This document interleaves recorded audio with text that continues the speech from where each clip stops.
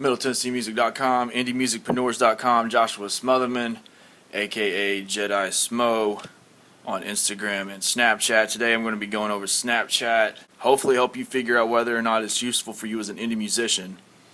Now Snapchat's basically a chat app. It's been around for several years, but I just jumped on the bandwagon about a month ago. So I'm going to share with you what I've learned. Now the cool thing about Snapchat, as opposed to everything else like Instagram, Twitter, Facebook, it's internalized, so nothing's permanent. There's no permanent feed that people can go and scroll through to see what you've been posting for the past year. Basically everything it expires in a specific amount of time. So you have these things called stories, and you can choose to, you can either send snaps directly to your contacts, or you can take a snap and add it to your story. Now see the different scenes here in my story. Now the story stays active for 24 hours. So people can only see what you post to your story for 24 hours. So here's what I've got going on mine. This is from yesterday going into yesterday. I was promoting Memphis J. You tap to go to the next snap if you don't want to watch it through the whole thing.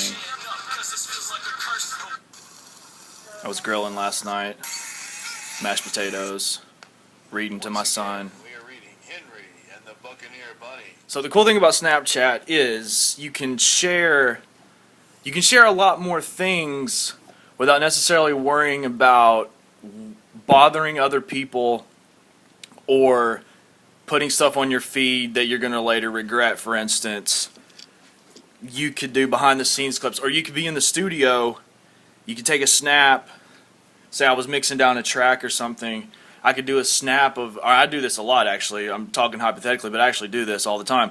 I'm working on a mix down, the track's playing, I just pick up my phone, point it at the screen, take a snap, and then tell people, this is a new track I'm working on, look, it's coming out soon, things like that.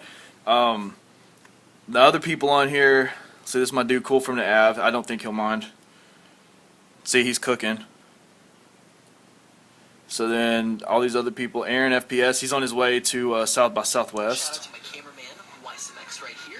Screenshot the next snap. He has some bloopers of me messing up like a couple different times. That ketchup scene took like 5 tries. Cool, so I'm going to screenshot this. And then what I'm going to do, go ahead and show you how to add a new friend. So here. So from the main screen, I'm going to go down. Let's see, you have a snap code. This is like basically a QR code. People can scan it. Let's see, I'm going to add a friend. I'm going to add by a snap code. I just screenshotted a snap code. So it's going to scan that dude's snap code. And Aaron FPS recommended I add him as a friend. I'm going to add the dude. Bam, just like that. You can also add by username.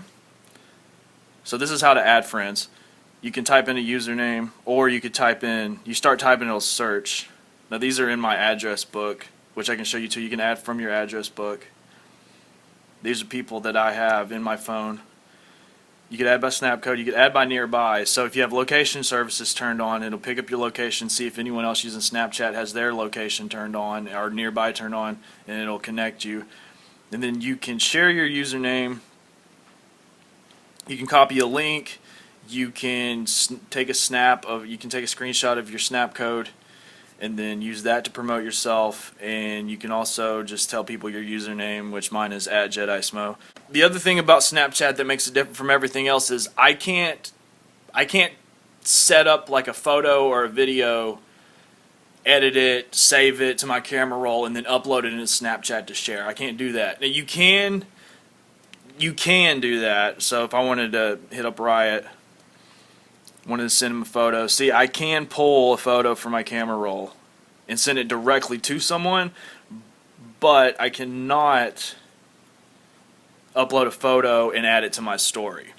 So this is a unique aspect of Snapchat. You are limited to seeing, you are seeing the world and experiencing the world through whoever's phone is you're watching. So what Snapchat is developed into, they have these live events. So if you want to see epic architecture from around the world, I'm going to tap this, and it's going to go through a series of snaps, photos and videos, and you will see where people from around the world who have their location services turned on, Snapchat is aggregating videos and showing it to us based on, like, there's a Bernie versus Hillary, but I'm not into politics. Let's look at cool architecture. There's the Taj Mahal.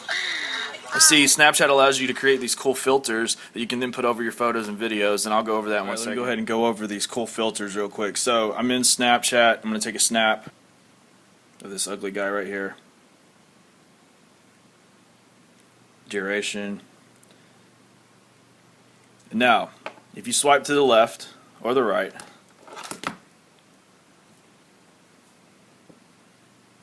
you're going to see these cool filters.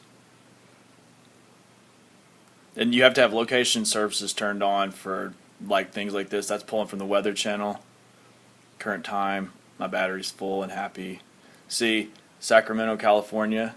Now if I was in another city, it would pull up completely different filters. This is all based on my current location. There's one for Elk Grove because I'm on the city limit. So another one for Elk Grove.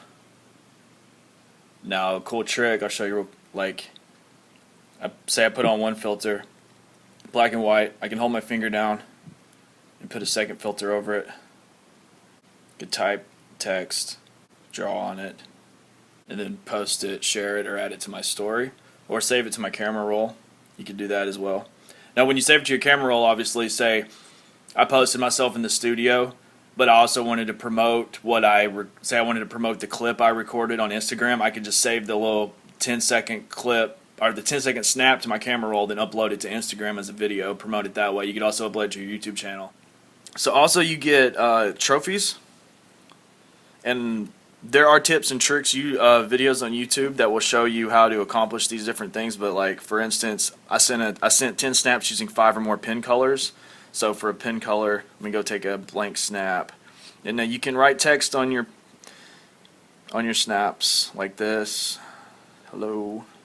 You can make it big, you can center it, you can tap it to change the color, then you can move it around, make it big, and then they have emojis, so then you can go through all these different emojis and play around with those. You can zoom in, zoom out, tilt it around, move it around. You can change the duration of your snap photos from 1 to 10 seconds. The videos are also, they have a 10-second time limit. And then you can save it to your camera roll, add it to your story, or send it directly to your contacts. I can also, from this screen, I can add it to my story and send it to specific contacts. And that's about it for Snapchat. Oh, here's your Snapchat score. Well, that's not my score. That's points. That's how many snaps have been sent and opened. And then up here you have this 441 is a Snapchat score. And then the more stuff you do on Snapchat, the bigger your score gets. Now the big question is this useful for indie musicians? Yes and no, it depends, because there's 2 different types of indie musicians as there are 2 types of everybody. You have your introverts and your extroverts. Now in my opinion, if you are an extrovert and you're very creative and you like video and photo and you like being social, then Snapchat is totally for you. The thing I found about it, it's a lot of fun. It's very addictive. I've also noticed that through adding people from my address book, I'm connecting with friends who I'm connected with on other social networks, but we don't necessarily use those networks to talk to each other. So now that I've connected with these people on Snapchat, I'm seeing a lot more videos and photos from Tennessee, which I miss a lot. So that's really awesome. There is your Snapchat primer. How to use it, how it works, why it's different, what's so special about it. I don't know why it's so addicting other than the fact it's just a lot of fun. Really cool way to share just your day-to-day activities, and then you can use Instagram, Twitter, Facebook, YouTube, and all the other channels to do your more serious, more branded promotions and posting of things that are more permanent in nature. And leave Snapchat for the fun. Is Snapchat useful for any musicians? Yes and no. Depends on how creative and how extroverted you are. But it is a fun app. I've had a lot of fun playing with it. So make sure to add me on Snapchat if you use it at Jedi Smo, or you can take a picture of this snap code and just scan it into your app. Follow me. You can check out the food I'm cooking or eating, my days with my dog. She's a lot of fun sometimes. Sometimes I'll post my kids doing crazy things, but usually I'm just promoting indie music, showing off the new bands I've discovered each week, and then I do an indie music weekly wrap up that I post to my artist website every Friday. So check me out, come connect with me, let's have some fun on Snapchat. MiddleTennesseeMusic.com, IndieMusicpreneurs.com. This is Joshua Smotherman. Be sure to check out our book, Getting Your Music Heard Online, on Amazon, Kindle, and paperback, as well as our Reverb Nation mini guide, also on Amazon Kindle, but not in paperback. Thanks again. Until next time, peace.